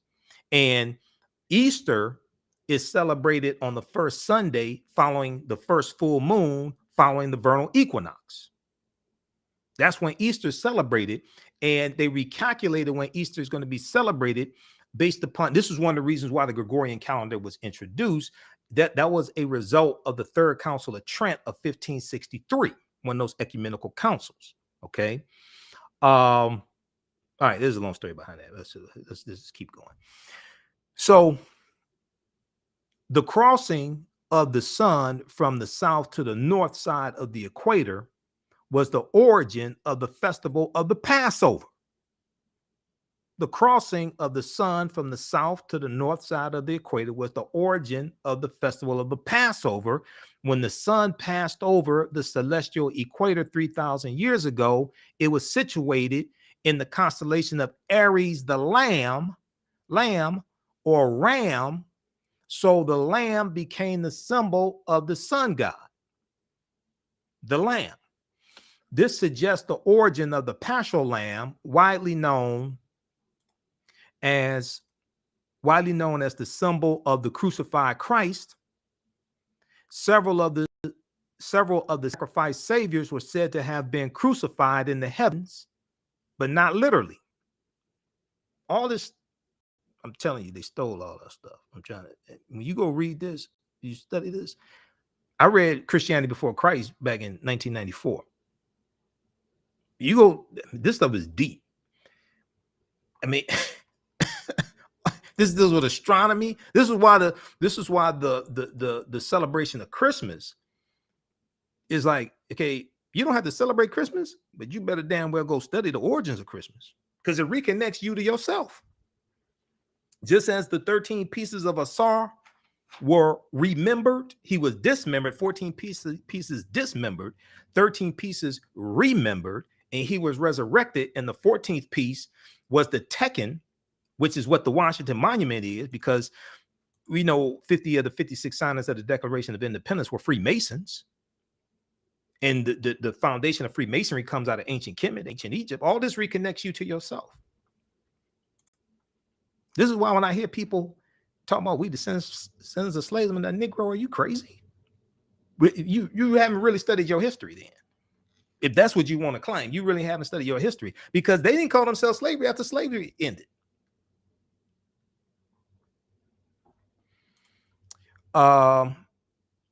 Let's see here.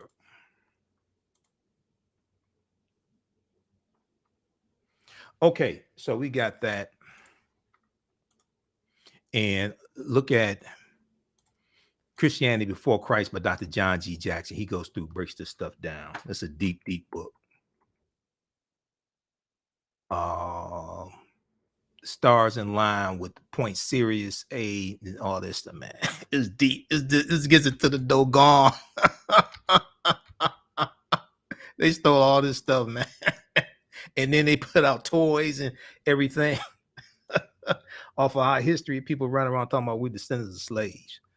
I'm like, Negro, you out of your mind.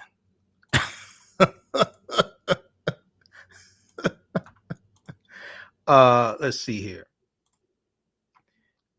Let me go. Now, I'm not saying slavery didn't exist. That's not what I'm saying. I'm not saying we're not owed reparations, repairing the damage of slavery. Okay, we're not owed reparations because we worked for free, or our ancestors, we didn't work. None of us were there. The last known slaves died in the 1950s. The damage of slavery and the Jim Crow segregation and racism and what happened after slavery, we're still affected by that today. Some people make the argument, well, we worked for free for 246 years. The question I asked them is, you do know slavery was legal. We know it was morally wrong, but slavery was legal, right? Okay, so what law are you citing that slaves are supposed to be paid? Saying that our ancestors worked for free for 246 years is not a legal argument. When you go to lawmakers, you go to argue law. Foundation of law is the U.S. Constitution.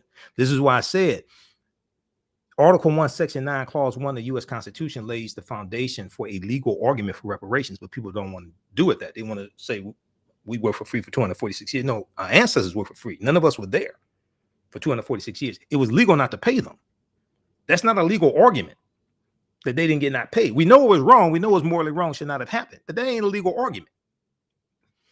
The foundation of law in this country is the U.S. Constitution. Article 6 of the U.S. Constitution tells you that the U.S. Constitution, all the previous treaties and all the subsequent treaties are the supreme law of the land. If you want to deal with reparations, first thing you should do is study history and law. Because a lot of these arguments for reparations are not legal arguments. And when you challenge laws made by the legislative branch of government, where do you go? You go to the judicial branch of government. And the judicial branch of government, federal courts, federal appeals court, U.S. Supreme Court, interpret law from the legislative branch of government and the executive branch of government, executive orders from the president. The judicial branch interprets law. So this is why a lot of this stuff floating around in the reparations are not legal arguments. Now, Article 1, Section 9, Clause 1 of the U.S. Constitution lays the foundation for a legal argument because at the Philadelphia Convention of 1787, they put a 20-year clause in the U.S. Constitution that the earliest that the international transatlantic slave trade could be abolished would be 1808. International transatlantic slave trade means bringing Africans into the country to enslave them. It was abolished January 1st, 1808. That's when it took effect.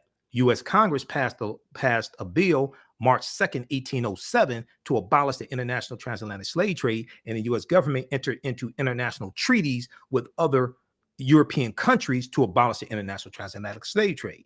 Great Britain abolished it in 1807. The law went into effect January 1st, 1808.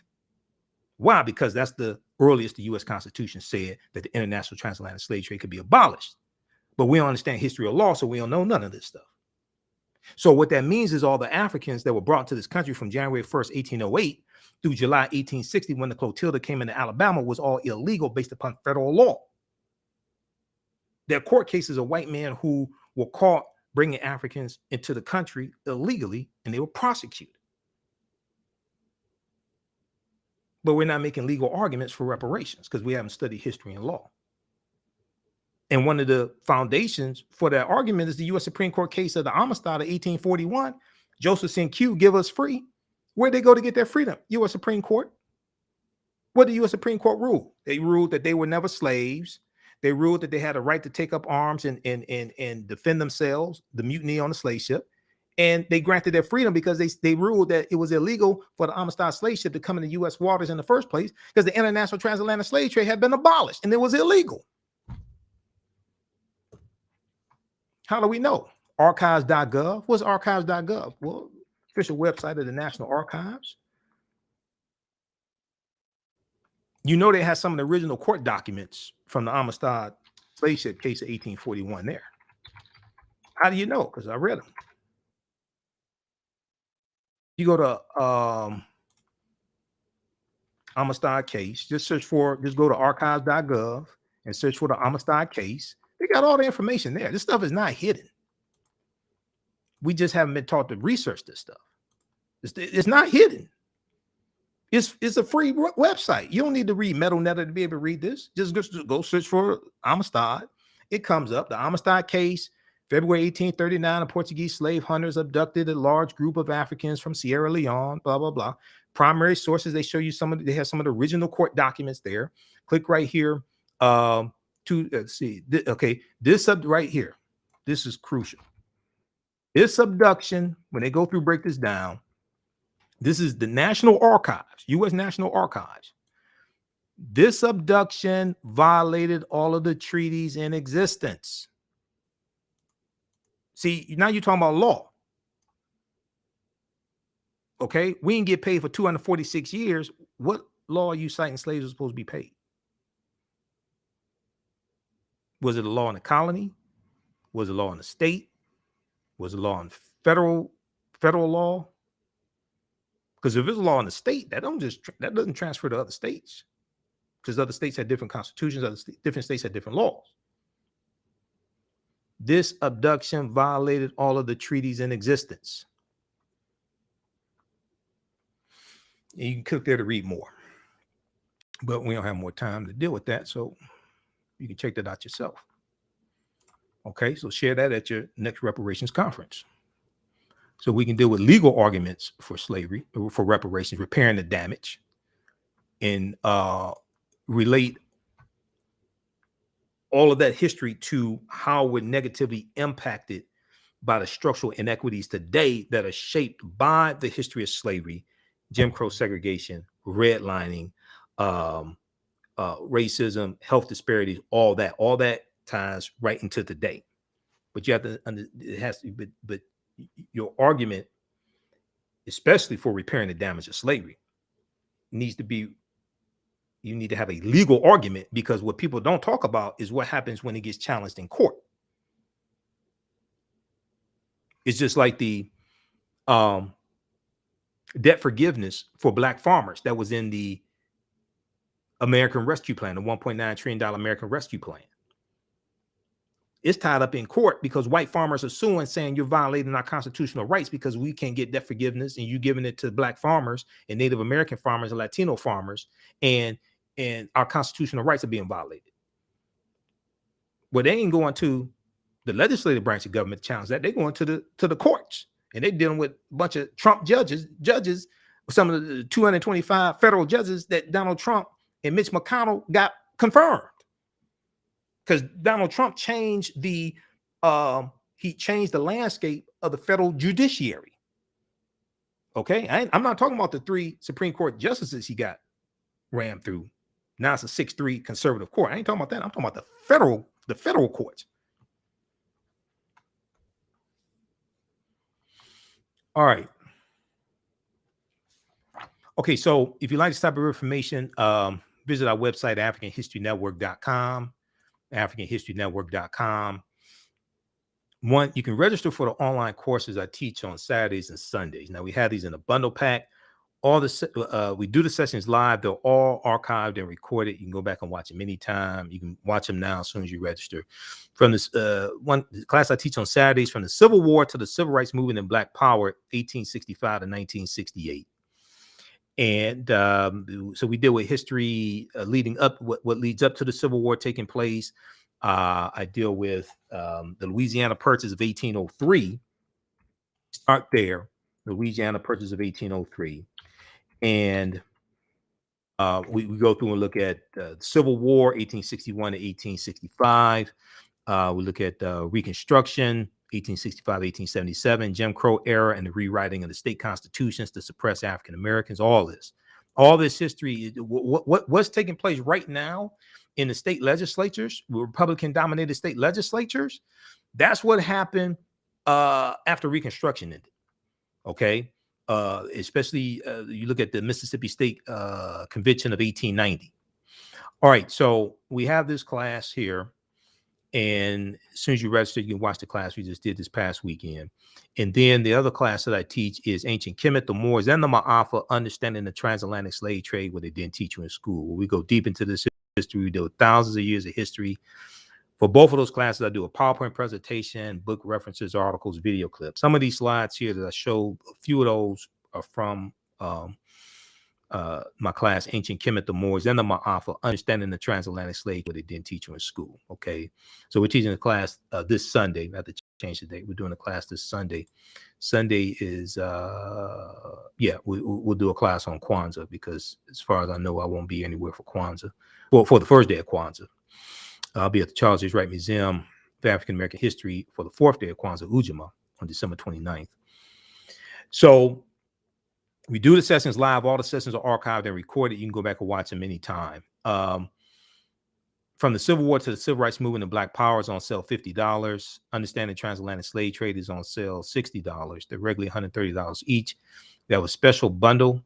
Right now, you can register for both classes for only $70. It's limited time only. You can register for both classes for only $70. They made great gifts as well, educational gifts. You can use these with your children. I would say the content is PG-13.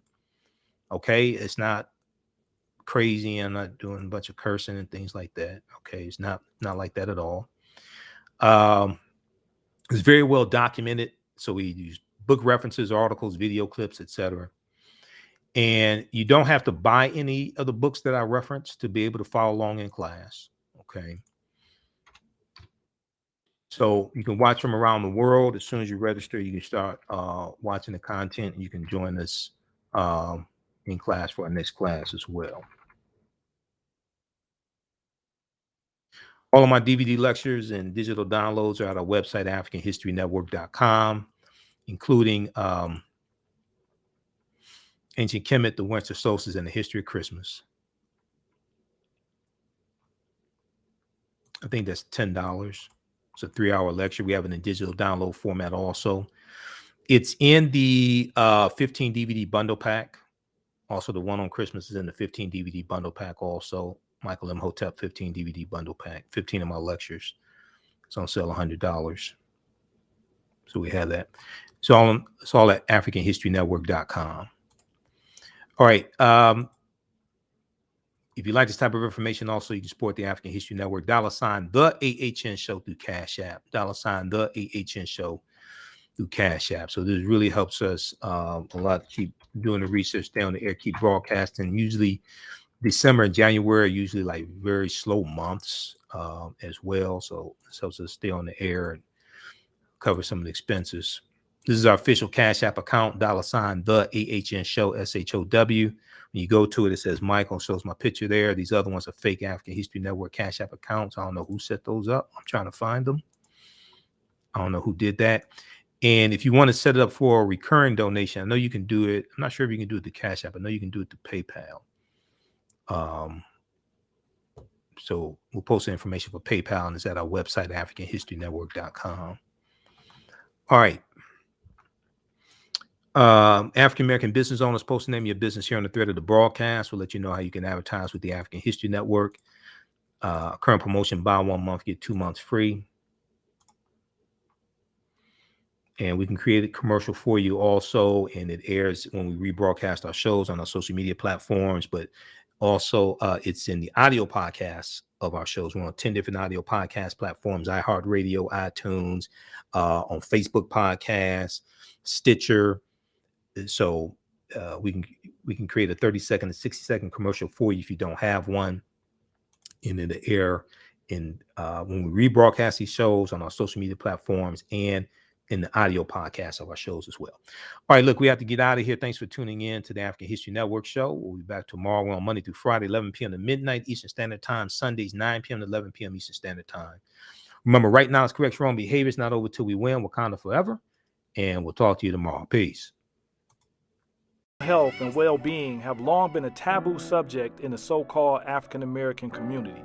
So I enlisted the help of mental health experts, thought leaders, and activists to help kill the ghost of Willie Lynch and heal from post-traumatic slave syndrome. We experience trauma a lot of times on a subconscious level. So sometimes something happens to us and we know that it's traumatizing, but we don't really recognize the extent of the trauma.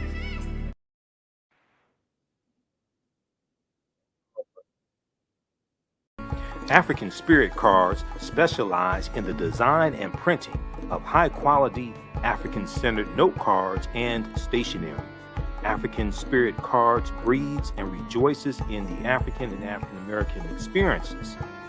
They honor our African heritage in all that they do for you by proudly displaying the great motifs and ornamentations of the African world diaspora. They use African images, African proverbs, and many African languages to fully immerse their clients in the wisdom and history of and the connection to Africa.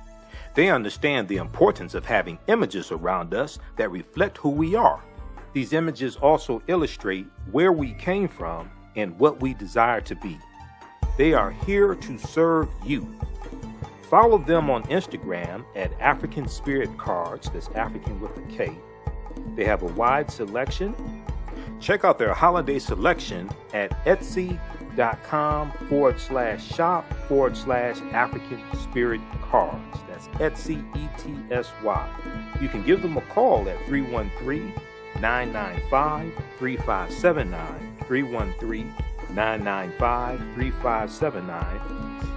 You can email them at janeldesigns@africanspiritcards.com. That's JANAL designs@africanspiritcards.com and place your order today. Kwanzaa is coming and thekwanzaashop.com has all of your Kwanzaa needs.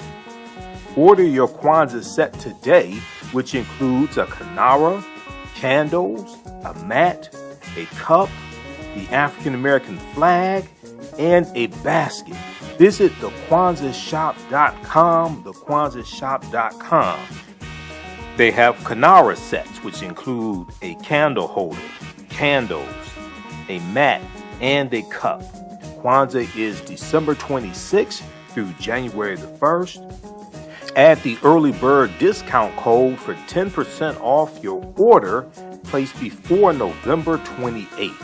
Visit thekwanzaashop.com and place your order today. TheKwanzaaShop.com has all of your Kwanzaa needs to celebrate this African American Pan-African holiday. TheKwanzaaShop.com.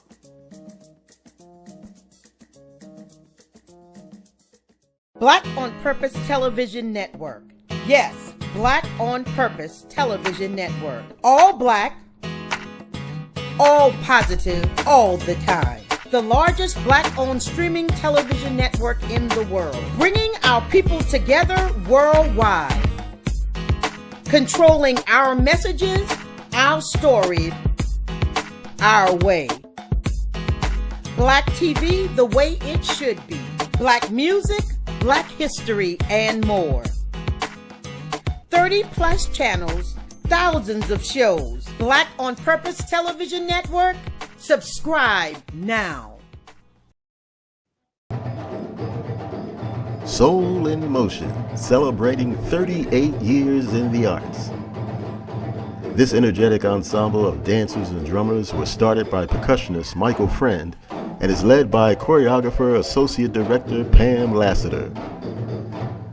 Based in the Washington, D.C. area, Soul in Motion is now accepting bookings for Black History Month, Juneteenth, and summer festivals in 2022.